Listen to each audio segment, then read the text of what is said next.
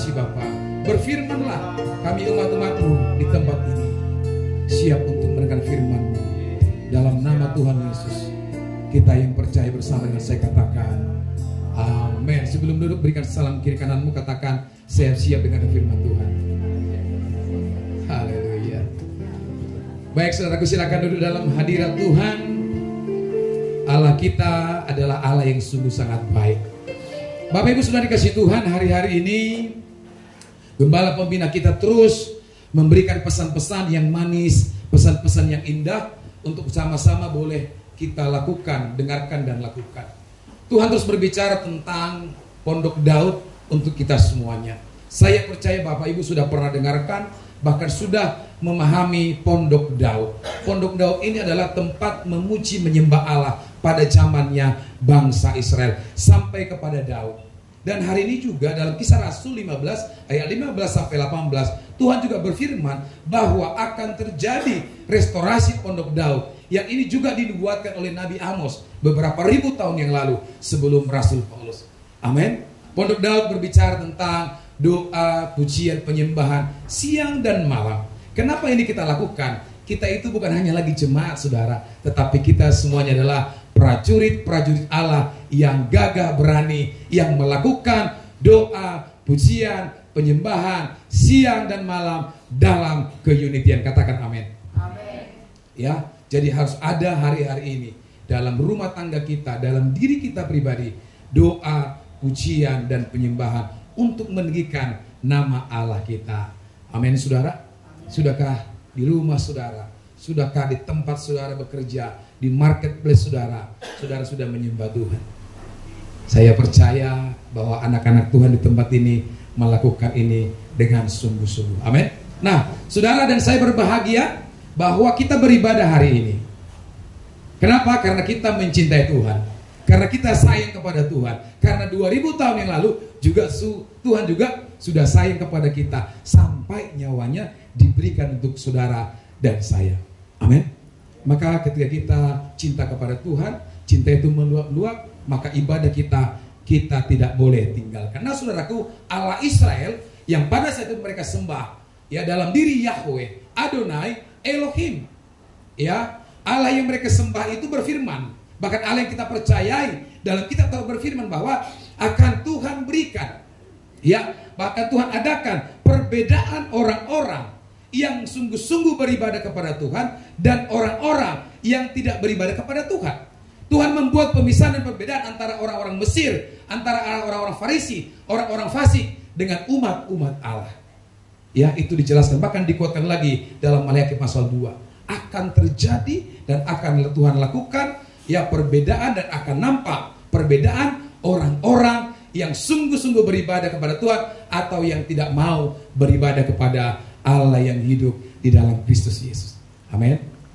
Ya, jadi saudara dan saya ketika kita beribadah kepada Tuhan ada perbedaan, ada perubahan. Tadinya pemarah tidak pemarah, tadinya pembohong tidak pembohong.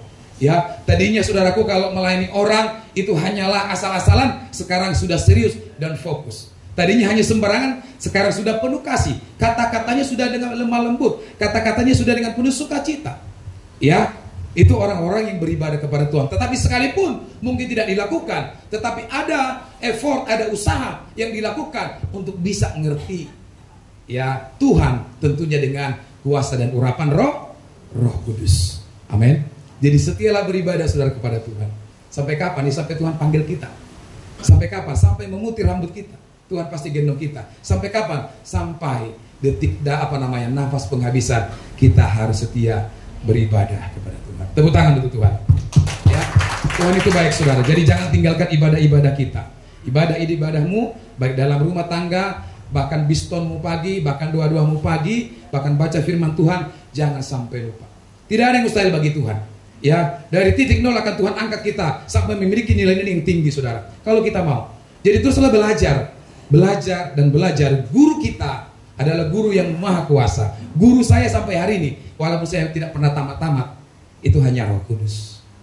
Ya, saya selalu belajar dengan dia, selalu komunikasi dengan dia, walaupun memang tidak ada sertifikasi lulusnya dari dia. Karena apa? Sampai selamanya memang harus belajar. Amin. Nah, saudara yang kasih Tuhan, perbedaan ini akan nampak. Ya, pasti akan nampak. Perhatikan saja, anak-anak kita di rumah yang suka nyembah Tuhan, suka baca firman Tuhan dengan suka itu pasti berbeda. Pasti. Dan orang baik dengan orang jahat itu upahnya berbeda. Ya, bahkan bukan hanya lagi manusia. Alkitab bercerita bahwa perbedaan ternak-ternak antara orang-orang beribadah kepada Tuhan dengan tidak beribadah juga berbeda. Orang yang beribadah itu ternaknya ini, saudaraku, gendut-gendut. Dombanya ini bulunya lebat-lebat, karena ketika peternak domba kan yang dijual adalah bukan hanya daging tapi juga adalah bulu dombanya, kan itu mahal. Amin. Akan ada perbedaan, bahkan juga tumbuh-tumbuhannya berbeda. Ya, perilakunya berbeda, semuanya pasti berbeda. Kalau sudah saudara mengalami perbedaan dengan dunia ini, dengan orang Farisi, dengan si jahat, engkau sungguhnya sudah orang yang beribadah kepada Tuhan. Tepuk tangan untuk Tuhan. Nah, saudara yang dikasihi Tuhan, hari ini kita akan belajar dari kisah Rasul Paulus, ya. Di dalam 2 Korintus pasal yang kedua,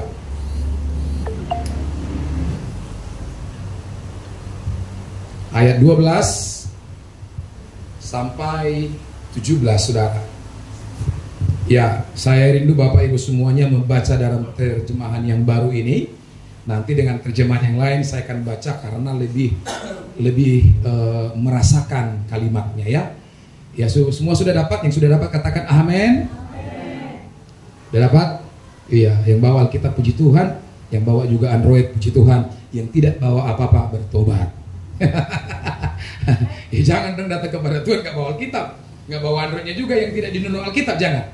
Ya, tapi kalau nggak bawa Alkitab, bawalah handphone yang ada Alkitabnya. Tapi pun kalau tidak ada juga di layar. Memang terkadang kita sebagai hamba Tuhan, saya sebagai hamba Tuhan juga membuat jemaat itu malas. Karena apa? Nggak usah bawa Alkitab, Pak. Kenapa? Ada di gereja. Ya kan? Karena canggihnya ilmu sekarang. Ya, semuanya sudah ada. Ya, tapi jangan sampai lupa akan senjata kita, yaitu firman Allah. Silakan dibaca semuanya dari ayat 12 sampai ayat 17. 1, 2, 3, ya.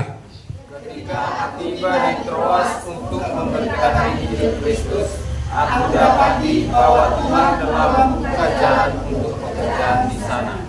Tetapi hatiku tidak merasa tenang, karena aku tidak menjumpai saudaraku Titus. Sebab itu aku minta diri dan berangkat ke Makedonia. Tetapi syukur bagi Allah yang dalam Kristus selalu membawa kami di jalan kemenangannya. Dengan perantaraan kami, Dia menyebarkan keharuman pengenalan akan Dia di mana-mana. Sebab bagi Allah kami adalah bau yang harum dari Kristus di tengah-tengah mereka yang diselamatkan dan di antara mereka yang binasa. Bagi yang terakhir kami adalah bau kematian yang mematikan, dan bagi yang pertama bau kehidupan yang menghidupkan. Tetapi siapakah yang sanggup menunaikan tugas yang demikian? Sebab kami tidak sama dengan banyak orang lain yang mencari keuntungan dari firman Allah. Sebaliknya dalam Kristus kami berbicara sebagaimana mestinya dengan maksud-maksud murni atas perintah Allah dan di hadapannya. Wow, tepuk tangan untuk Tuhan, saudaraku. Luar biasa ya. Bapak Ibu semuanya dengan lantang, dengan kuat membacakan firman Tuhan. Berbahagialah orang yang mendengar firman Tuhan dan melakukannya. Nah, saudaraku, dalam terjemahan bahasa Indonesia masa kini saya akan baca karena ini menurut saya pribadi lebih mengena ke diri saya untuk saya bagikan kepada saudara. Nah, ayat 12. Pada waktu saya sampai di Troas, kata Paulus, dengan maksud untuk memberitakan kabar baik tentang Kristus, Tuhan sudah membuka jalan bagi saya untuk bekerja di tempat itu. Tetapi saya tidak tenang sebab tidak bertemu dengan saudara kita Titus di sana. Maka saya meminta diri kepada orang-orang di tempat itu, lalu pergi ke Makedonia. Tetapi syukur kepada Allah, Ia selalu memimpin kami dan ikut dalam pawai kemenangan Kristus, karena hidup kami bersatu dengan Dia. Allah memakai kami supaya berita mengenai Kristus tersebar seperti bau harum yang semerbak kemana-mana. Sebab kami adalah seperti bau kemenyan yang harum yang dibakar oleh Kristus untuk Allah. Terhadap orang-orang yang sedang menuju kehancuran, kami ini seperti bau kematian yang membunuh. Tetapi terhadap orang-orang yang sedang diselamatkan, kami seperti bau harum yang membawa kehidupan. Nah, siapakah yang dapat memenuhi tugas ini? Tetapi kami tidak seperti banyak orang yang memperlakukan berita dari Allah seperti barang dagangan saja. Tujuan-tujuan kami adalah murni, sebab kami ditugaskan oleh Allah, dan Allah sendiri melihat bahwa kami menyampaikan berita itu sebagai hamba-hamba Kristus. Amin, saudara. Nah, saya boleh kasih tema khotbah saat siang hari adalah iman dan misi, atau iman yang bermisi. Karena banyak saudaraku orang Kristen punya iman tetapi tidak mau bermisi. Nah, mungkin saudara bertanya, kenapa harus bermisi? Tahu misi? Ya, misi, rencana, tujuan. Ya, kenapa kita harus bermisi sebagai anak Tuhan, sebagai orang Kristen? Karena ada perintah Tuhan. Ya, perintah Bapa di surga, perintah Yesus kepada murid-muridnya dalam Matius 28, 19 sampai 20. Pergilah, jadikanlah apa? Semua bangsa murid. Kalau dulu keselamatan itu hanya orang Yahudi, hanya orang Israel. Tetapi Yesus datang, dia berkata, keselamatan itu untuk semua bangsa. Sehingga saudara dan saya diselamatkan. Nah, ketika kita sudah beriman kepada Kristus Yesus, maka kita juga, saudaraku, harus melaksanakan misi yang daripada Tuhan, yaitu untuk mengabarkan kabar baik, membawa banyak jiwa kepada Kristus untuk kemuliaan bagi nama Tuhan. Amin. Karena itulah upah kita, itulah buah kita ketika kita membawa banyak jiwa untuk kemuliaan bagi nama Tuhan. Puji Tuhan, Bapak Ibu Saudara membawa anggota keluarga ke tempat ini. Ada ibu yang bawa anak-anak dan orang tuanya, ada suami yang bawa istri dan anak-anaknya, bahkan ada ibu yang bawa anaknya. Semuanya, ya, itu salah satu bentuk daripada cinta kita kepada Tuhan, bahwa seisi rumahku harus beribadah kepada Tuhan. Ini perkataan Yosua, ya, kepada bangsa Israel pada waktu itu. Ya, tetapi kalau kamu sekalian, Yosua pasal 1 ayat 24, ya, silakan pilihlah kepada siapa kamu beribadah hari ini, tetapi aku dan seisi rumahku, kami akan beribadah kepada Tuhan. Amin. Jadi bawalah anak-anak kita beribadah kepada Tuhan, bawalah keluarga kita, bawalah suami kita, bawalah istri kita, setiap orang yang ada di rumah kita, bawalah beribadah kepada Tuhan. Itu salah satu apa? Contoh misi yang sangat sederhana. Amin. Baru yang misi yang paling kuat itu adalah menjangkau banyak jiwa. Mungkin tetangga kita, mungkin saudara kita, kolega kita, rekan bisnis kita, itu bisa kita jangkau, bermisi untuk dia, untuk datang beribadah kepada Tuhan. Amin. Nah, iman yang benar membawa orang percaya memiliki kesadaran untuk menjalankan misi ilahi. Tuhan punya hati untuk manusia berdosa dan berkehendak agar lebih banyak orang yang diselamatkan. Amin. Jadi tugas kita hari ini, saudaraku, bukan hanya memenuhi gedung gereja ini.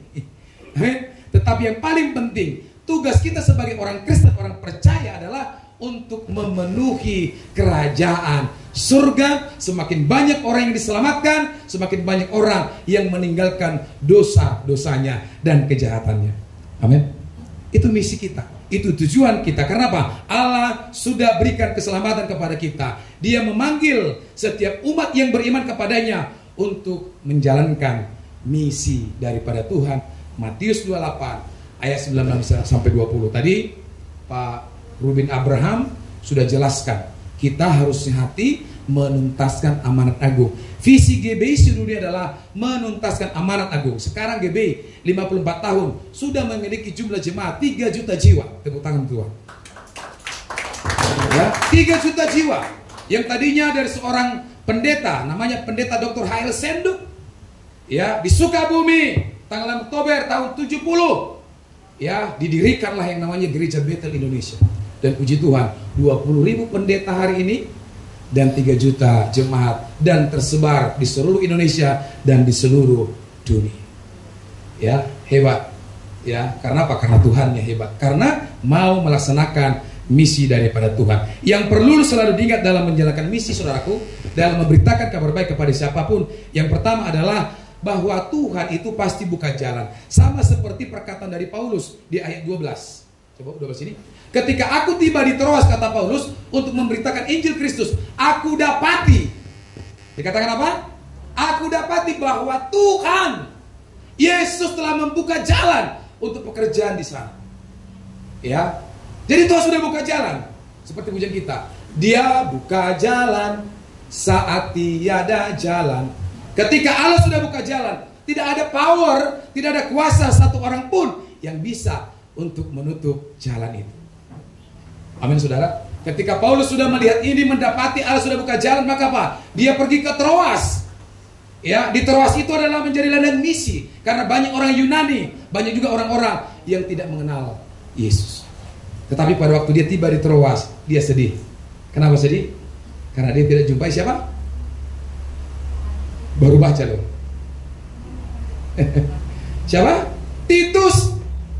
Ya, bukan Titus Hite atau Silitonga, tapi Titus muridnya Allah. Ya, sehingga apa? Dia harus berangkat mencari, karena di sahabat rekannya.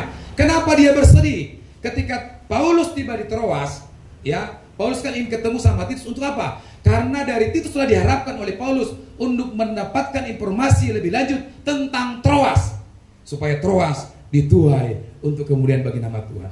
Nah, di 2 Korintus 2, di 2 Korintus 5, pasal 5 ayat sampai pasal 7, di situ Titus akhirnya bertemu dengan Rasul Paulus. Amin. Jadi yang pertama untuk melakukan ladang misi ini adalah mengabarkan Injil ini, kita harus percaya bahwa Tuhan sudah buka jalan. Nah, jika Tuhan tidak berkehendak dan tidak membuka jalan, maka usaha kita pasti sia-sia. Amin. Usaha kita pasti sia. Makanya langkah awal yang kita lakukan dalam segala hal, dalam apapun rencana kita, libatkan Tuhan. Amin. Libatkan Tuhan. Ketika Dia sudah berfirman, Dia buka jalan, maka apapun yang kita kerjakan, Mazmur pasal 1, dibuatnya berhasil. Kenapa seringkali saudaraku jalan itu tidak terbuka? Karena Tuhan tidak berkehendak. Kita selalu memaksakan jalan. Sama seperti kunci. Kita punya kunci, tapi itu bukan kunci untuk membuka pintu rumah kita. Nggak matching dia, kita paksa, apa yang terjadi? Patah. Seringkali kita begitu. Ya, bukan kehendak Tuhan, tapi kita lakukan, maksa Tuhan. Nah ini saudaraku, untuk kita ya harus percaya bahwa ketika Tuhan sudah buka jalan, maka bagi Tuhan tidak ada yang mustahil. Maka bagaimana caranya membuka pintu hati Tuhan? Bagaimana caranya Tuhan membuka jalan bagi kita? Dengarlah perkataan Tuhan. Pada saat apa kita boleh dengarkan firman Tuhan? Atau pada saat kapan kita boleh dengarkan Dia berbicara? Pada saat kita bersaat teduh. Ya, tadi pagi saya duduk 5 menit, 6 menit di tempat tidur saya, bangun tidur. Saya boleh renungkan firman Tuhan. Dia bilang begini. Karena saya nggak mau minta. Saya bilang, Tuhan, you ngomonglah. Tuhan, berbicaralah, sepatah kata pun berbicara. Untukku. Dia bilang begini dalam Yesaya, jangan ingat zaman dahulu pada zaman purbakala. Apa maksudnya Tuhan? Tuhan bilang begini, aku bekerja kepadamu itu sesuai zaman kau hidup. Ya kan? Artinya apa? Apa kehendak Tuhan pada zaman ini? Itu yang kita lakukan. Ya, karena zaman purbakala, zaman dahulu itu tidak sama seperti kita hidup hari ini. Zaman opung saya dengan saya berbeda, dengan bapak saya berbeda. Nah, Tuhan selalu bekerja sesuai dengan zaman kita. Amin. Zaman kita hari kita kenal matematik. Zaman bapak saya tidak kenal matematik, pasti aljabar. Tetapi bukan si sabar, saudara. Aljabar kan ada sepernya, sekarang nggak ada pakai seper. Dulu saya masih pakai itu. Sekarang berbeda. Itulah pada zamannya. Yang sekarang dikenal dengan berhitung dan matematik. Ya. Jadi ketika Allah sudah buka jalan, ketika Tuhan sudah buka jalan, maka kita harus lakukan, kita harus bergerak. Amin. Hari-hari ini saudaraku, kita punya rencana di gereja kita, di tempat ini. Pada menjelang Natal kita akan lakukan namanya sosial, kegiatan sosial kepada orang lain yang tidak mengenal Tuhan. Kita akan bagi-bagi makanan, saudaraku, nanti selama bulan daripada November, minggu pertama, kedua, ketiga, keempat. Ya, yang bisa ngumpul, Tuhan sudah buka jalan, kita akan bagi ya nasi kepada orang-orang yang gembel sana, orang-orang gila, orang-orang yang mungut sampah. Kita akan bagi. Amin. 3 orang. Amin. Nanti disepakati waktunya. Amin. Kita harus bergerak. Tuhan sudah buka jalan. Kita harus lakukan untuk menjangkau banyak jiwa supaya ya mereka juga ketika perhatian kita berikan kepada seseorang, dia mungkin, aduh, aku nggak pernah diperhatikan. Terkadang orang kita tanya kabar saja, ada orang bilang begini, Pak, selama saya seumur begini belum pernah, bahkan orang tuaku belum pernah tanya kabar kepadaku. Tapi kok Bapak tanya kabar, itu bisa menyentuh orang. Apalagi dengan perbuatan kita. Kita berikan nasi bungkus, kita berikan mineral yang sehat, yang 300 ml itu, mililiter, kita bagi ke mereka. Katakan, terima makan ini, makanlah, Tuhan Yesus mengasihimu. Itu akan menyentuh jiwanya. Karena apa? Bertahun-tahun itu sudah kulakukan. Ya, memang ada risikonya. Ada tim saya dulu dikejar orang gila. Ya, bahkan orang gilanya, maaf, telanjang di depannya. Ada. Tetapi bagi kita tidak mempengaruhi iman percaya kita. Ketika sudah Tuhan membuka jalan, jalan saja, Tuhan akan sertai. Amin. Siap? Nanti Ibu Bendahara akan catat ini. Minggu pertama, kedua, ketiga, keempat. Tuhan sudah berkati kita, pasti akan Tuhan tolong. Tergantung kita, apakah kita mau. Nanti dibuat saja pada hari Sabtu, supaya banyak liburnya. Daftarkan diri segera, lebih banyak lebih bagus. Kita bagi supaya jangan terlalu lama, beberapa tempat, dan sampaikan kepada mereka. Amin. Jangan takut. Yang penting berdoa dalam nama Yesus. Iblis yang ada di dalamnya diam, ya kan? Baru bagi. Siapa tahu dia dipenuhi dengan roh jahat. Ya, tapi nanti kita akan doakan. Amin. Nah, yang kedua, dari Tuhan membuka jalan ini adalah Paulus menyadari bahwa Tuhan adalah pembuka pintu untuk pekerjaannya. Sehingga pemberitaan Injil yang dilakukan Paulus mendapatkan yang namanya kelancaran. Gak ada masalah. Amin. Keteruas dia jalan saja, sehingga apa? Pemberitaan Injil ini sampai kepada orang-orang Troas.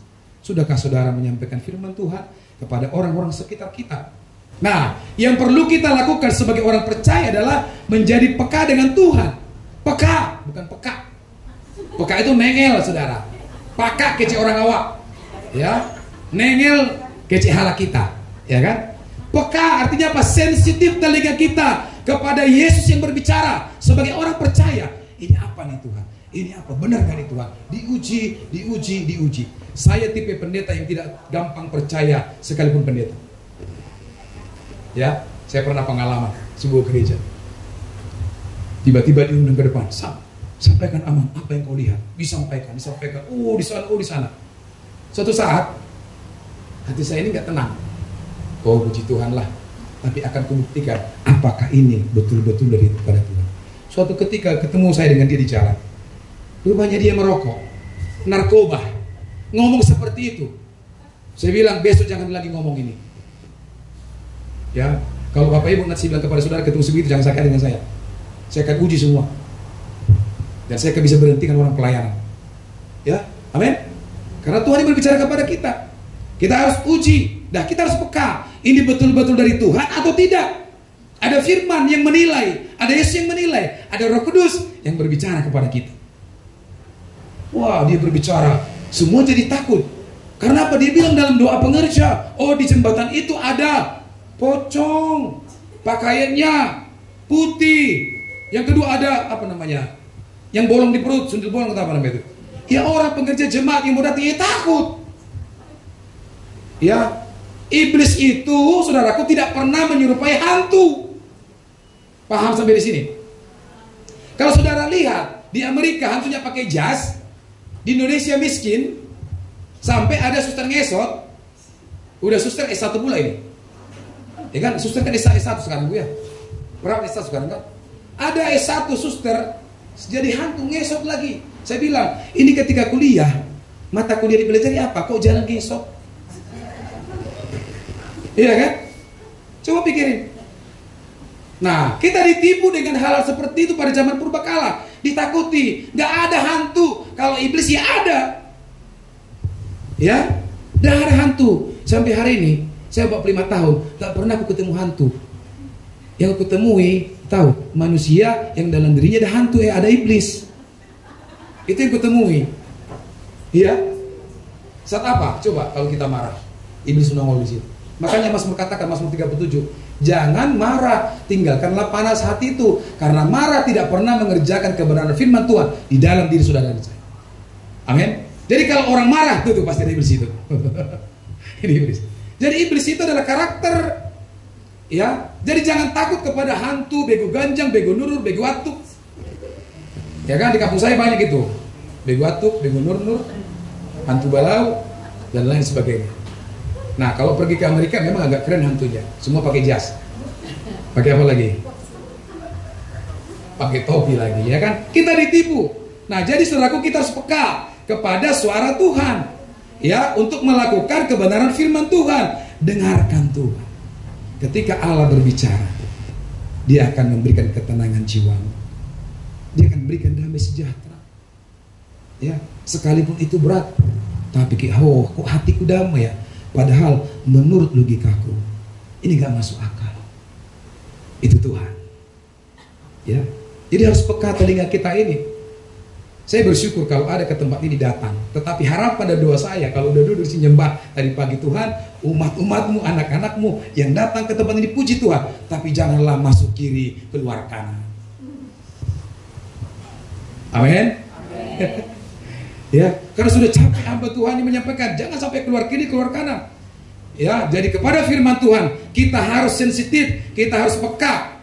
Ya, saya sampaikan kepada saudara dan saya hari ini, kita harus lebih banyak mendengar daripada berkata-kata. Amin. Untuk kebenaran firman Tuhan, saudara harus cepat. Untuk hal yang jahat, perlambat langkah. Ya, supaya kita bijaksana dalam hidup ini. Amin. Nah, kita harus peka supaya kita mengerti tentang tuntunan Tuhan dan melihat bahwa Tuhan sudah membuka jalan bagi kita. Saya sangat percaya di gereja kita juga Tuhan sudah buka jalan. Amin. Gak lama lagi, ya mungkin 200 tahun lagi, kan gak lama itu kan. Kita akan punya tanah. Kan satu tahun bagi Tuhan, 1000 tahun bagi manusia. Ya, cepat atau lambat Tuhan pasti buka jalan untuk kita memiliki tanah di jalan merdeka baru. Tuhan pasti akan berikan yang terbaik. Jadi harus kita kerjakan. Apa yang kita lakukan? Saya mulai jalan ke sana, tanyain kiri kanan. Ya, memang masih belum dapat, tetapi di alam roh kita minta. Bagi Tuhan tidak ada yang mustahil. Aku percaya Tuhan sudah buka jalan buat gereja ini. Pasti kita akan memiliki tanah. Amin. Katakanlah 200 juta kecil bagi Tuhan. Allah kita kaya. Amin. Kita kaya semuanya. Amin. Yang kedua, apa yang kita lakukan ya untuk iman yang kita miliki dengan menyampaikan firman Tuhan dalam misi ini. Yang kedua, kita percaya di ayat 14 bahwa Tuhan memberi kemenangan. Tetapi syukur bagi Allah yang dalam Kristus selalu membawa kami di jalan kemenangan. Ini pengakuan Paulus. Artinya tidak ada kekalahan yang dimiliki oleh Paulus. Ya, sekalipun berat, puasa karena terpaksa, ketemu binatang buas, ketemu tentara Romawi, dia dicari-cari, mau dibunuh, dia ditinggalkan keluarga. Ya, dia selalu bilang, selalu ada jalan kemenangan yang diberikan Tuhan kepada saya.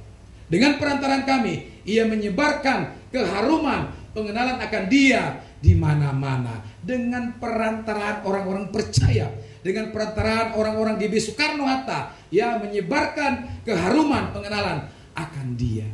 Amin.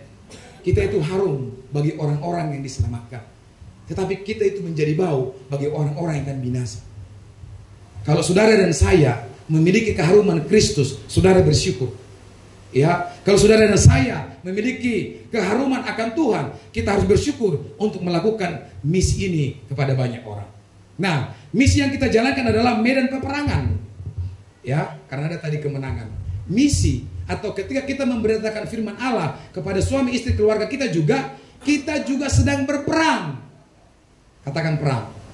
Tapi perang kita bukanlah melawan daging dan darah. Saya tekankan ini ya, jangan besok ambil parang tebas orang. Bukan itu.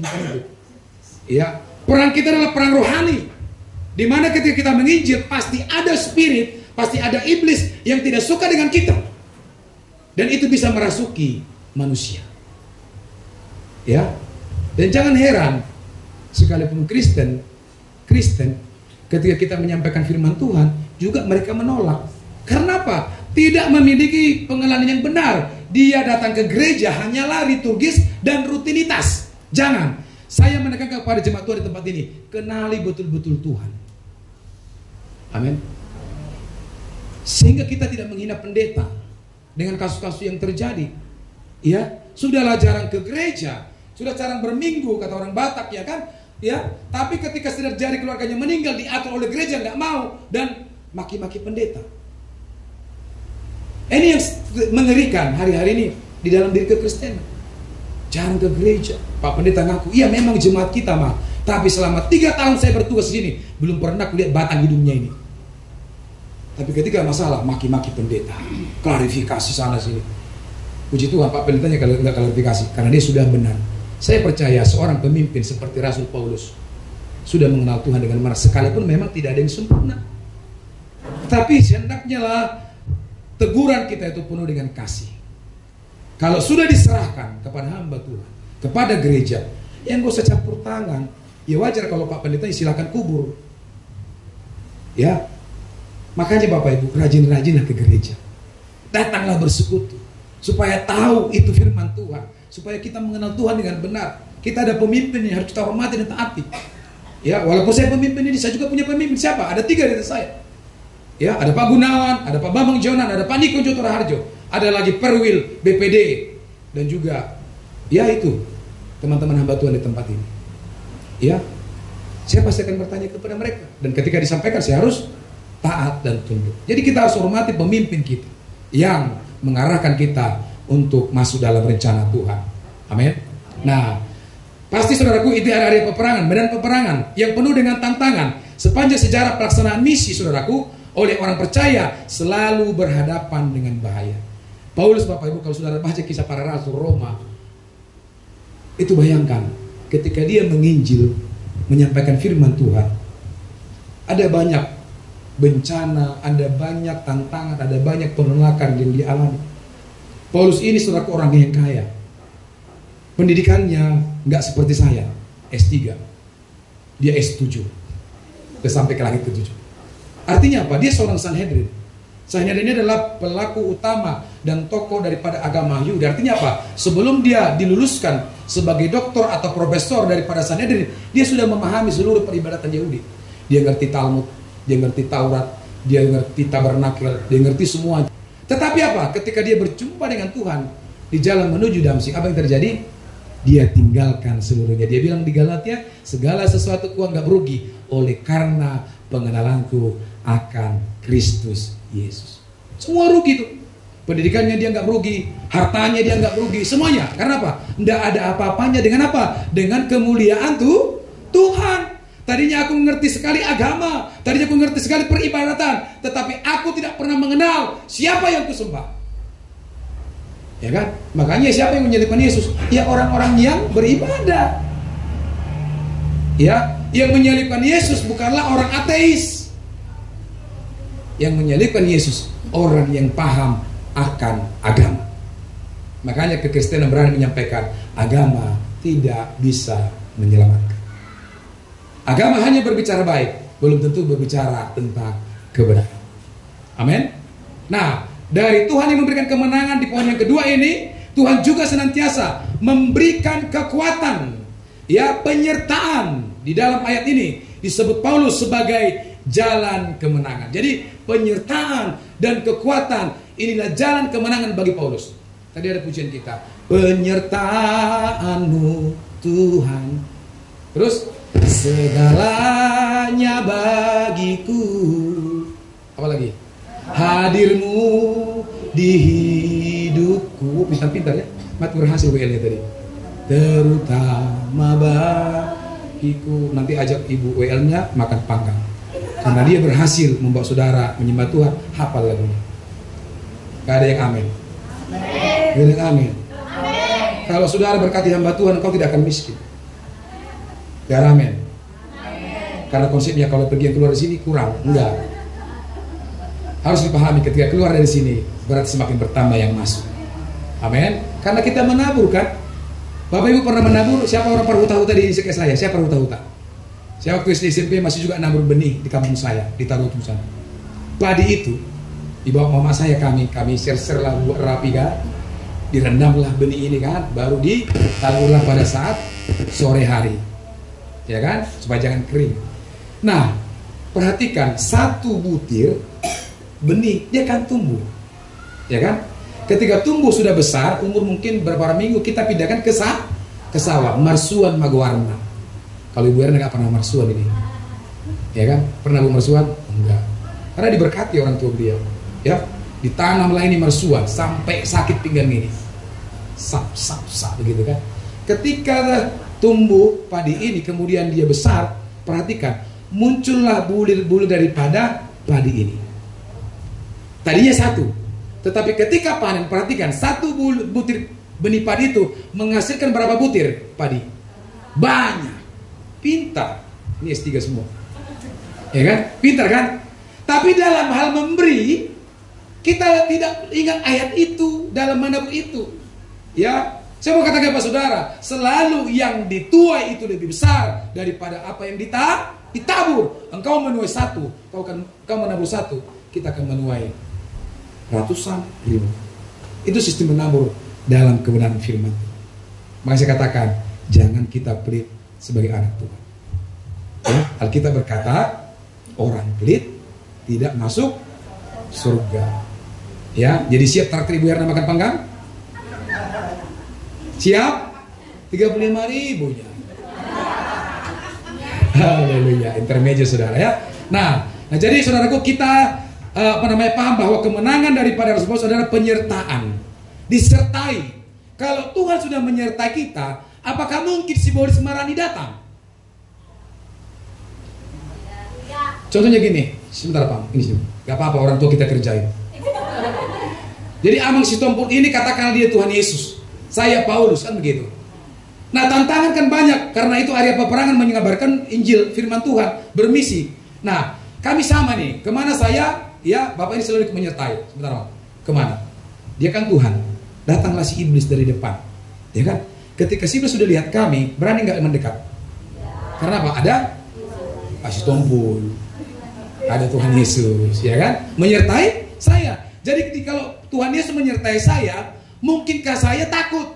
Mungkinkah saya khawatir? Mungkin saya bimbang dalam melakukan misi ini, dalam melakukan pelayanan kepada suami, kepada istri, kepada anak? Gak mungkin. Karena apa? Dia menyertai. Amin. Paham sampai di sini? Kemudian di samping menyertai dikatakan apa? Dia juga memberi kekuatan, sama seperti charging daripada handphone. Ketika saya lagi low, kemudian saya datang kepada Bapak ini, saya peluk dia, Bapak kuatkan aku. Terus dia kuatkan saya. Apakah saya mungkin lemah? Gak mungkin. Tetapi kenapa kita sering lemah? Karena kita selalu menomorduakan dia. Oh habis baterai, ya kan? Ke tempat lain kita cas. Padahal ada baterai yang lebih kuat di sini, ya kan? Yang gak pernah habis. Nah seperti itu. Jadi kalau sudah Tuhan menyertai kita, saya percaya Dia akan memberikan segala sesuatu yang kita butuhkan, bukan yang kita inginkan. Jadi hati-hati dalam berkata-kata dalam doa. Ya, yang perlu dalam doa adalah kebutuhan kita dan kerinduan kita. Itu kalimatnya. Amin. Silakan duduk. Nanti berkatnya diminta dari Ibu Galung ya. Haleluya. Nah, Tuhan memberikan kemenangan yang kedua, ibarat sebuah pertandingan, ladang misi keluarga kita, orang lain, dan pekerjaan kita adalah sesuatu yang kita pasti perjuangkan dan usahakan. Selalu ingatlah bahwa akhirnya Tuhan memberikan kemenangan. Ya, nggak ada Tuhan yang seperti itu. Tuhan yang lain kalah. Ya, Tuhan yang lain kalah, nggak pernah hidup mati. Hanya Tuhan Yesus, hanya Tuhan orang Kristen yang tadinya datang dari surga, besar, mati, bangkit, hidup, naik ke, disaksikan banyak orang. Dan orang yang tidak percaya pada zaman itu menyaksikan sejarah ini, bahwa ada seorang yang bernama Yesus Kristus yang pernah mati, bangkit, dan hidup, angkat ke surga. Ya, ada saksinya, ada sejarahnya, bukan hanya secara etimologi daripada kebenaran firman Tuhan, tapi ada saksi sejarah di luar kekristenan yang menyaksikan Yesus hidup dan naik ke surga. Yang lain mati.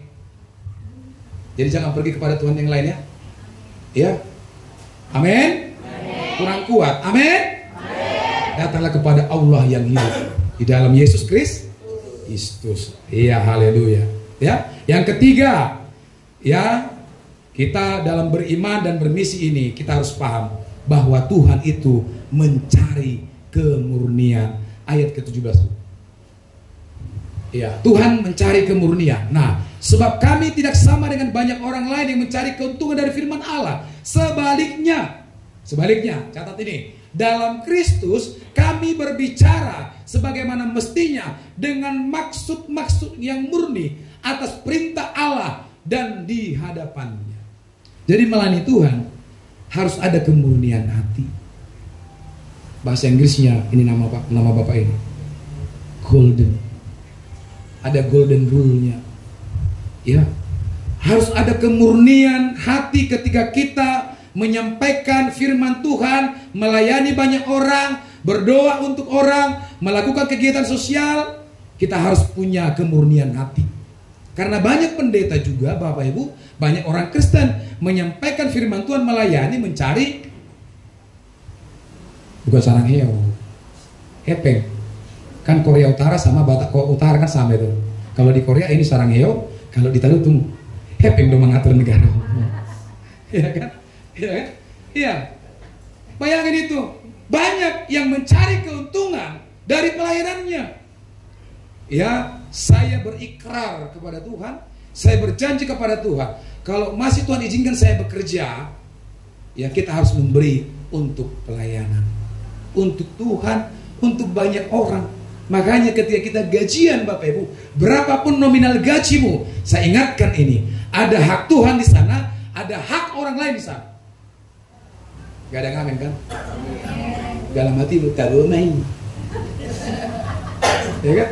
Lalu jauh karejo, mau pandisan, panas-panasan di lapangan, taruh main. Jangan begitu. Ada hak, dan itu harus kita berikan. Amin. Ada hak mereka, saudara. Jadi jangan kita mencari keuntungan dari pelayanan kita, harus murni, ya, kemurnian hati.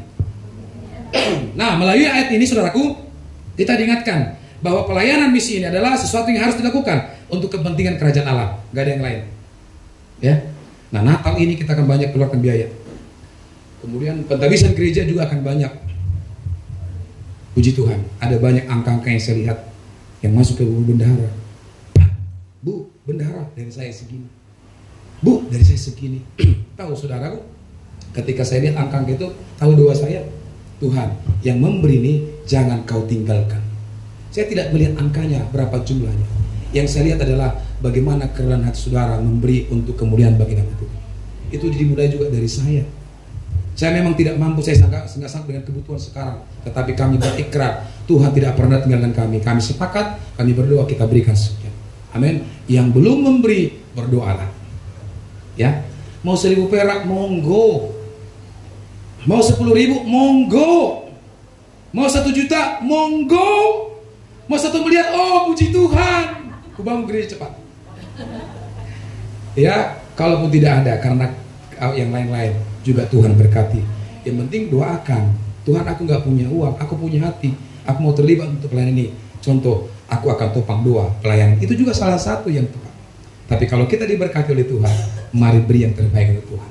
Ya, saya hanya bisa berdoa, ketua panitia Natal dan timnya diberkati oleh Tuhan. Nah, yang ketiga, yang terakhir, meskipun ada godaan untuk mendapat keuntungan dari pemberitaan firman Allah, namun kita diingatkan agar melakukannya dengan maksud yang murni. Kalau Bapak Ibu disalam, salam tempel, diberkati, ya minimal tolak. Jangan kayak kawan saya, dikasih berkat. Ya. Pak, makasih ya Pak. Yang Bapak doakan kemarin itu sembuh. Ya, terimalah berkat dari kepada kami. Salam. Apa ini? Oh ini duit. Oh iya. Oh nggak usah lah Nang, tapi dipegang kuat.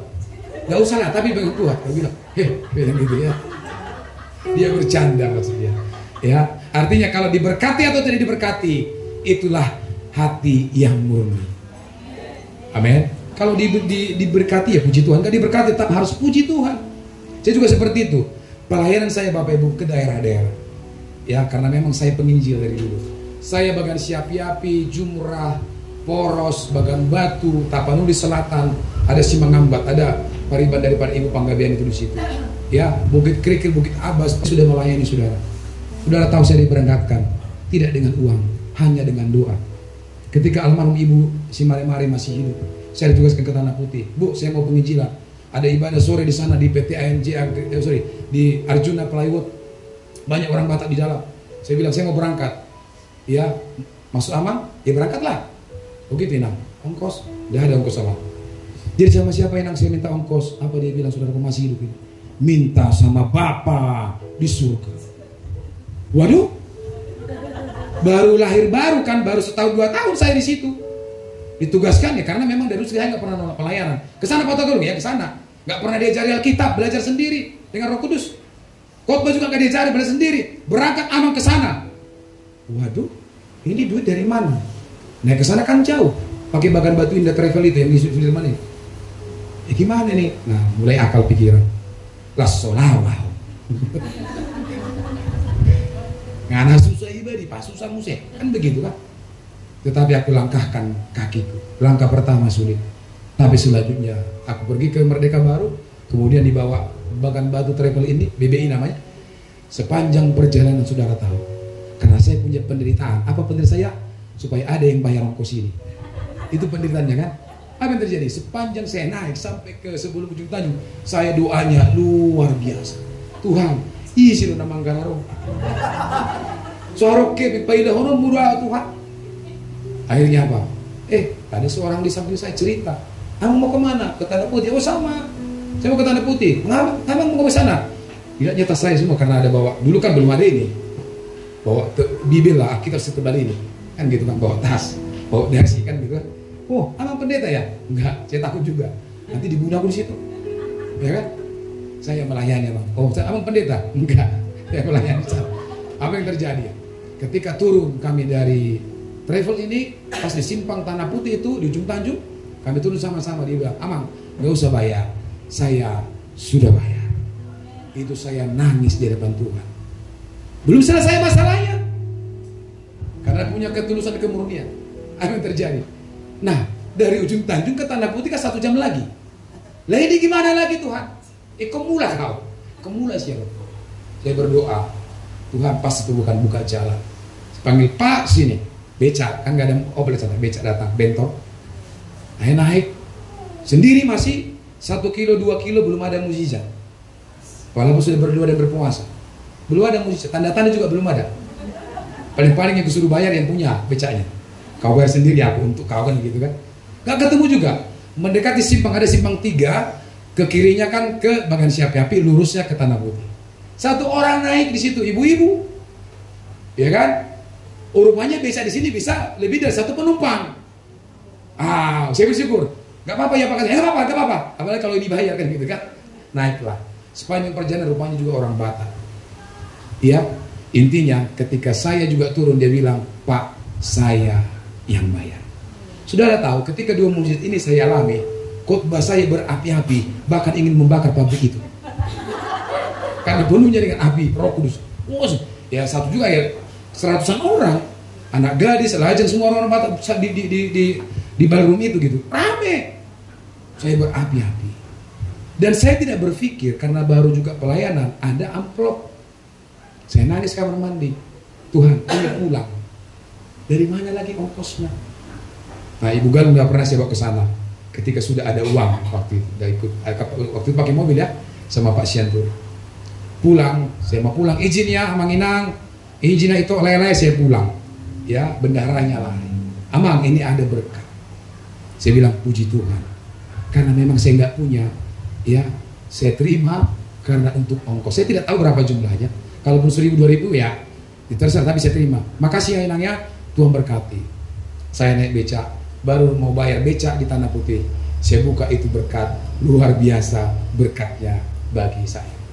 Amin saudara, harus punya kemurnian. Yang kedua, berkat yang terbesar itu yang saya terima selama pengajian pelayanan itu di Simangamba. Waktu KKR saya layani di gedung daripada perusahaan Air Jaya Green, saudara, ratusan orang datang. Saya khotbah, mereka diberkati lewat pelayanan firman Tuhan. Nggak pernah saya minta. Saya sudah masuk mobil, ya mau pulang, ya Ibu Panggabean udah bawa ke sana sama Ibu Galung itu, ada kejadian di jalan waktu itu. Ya, dia ketawa dia itu. Itu saya bawa itu. Ayo saya bilang, bawa semua. Apa yang terjadi? Kita diberkati, saudara.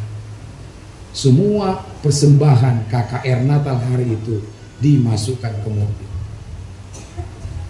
Bagi Tuhan tidak ada yang mustahil. Karena kita murni tidak mencari keuntungan, tidak mencari apapun dari pelayanan. Tuhan yang berkati kita dengan caranya. Saya tidak minta PK kepada Pak Luther Reva.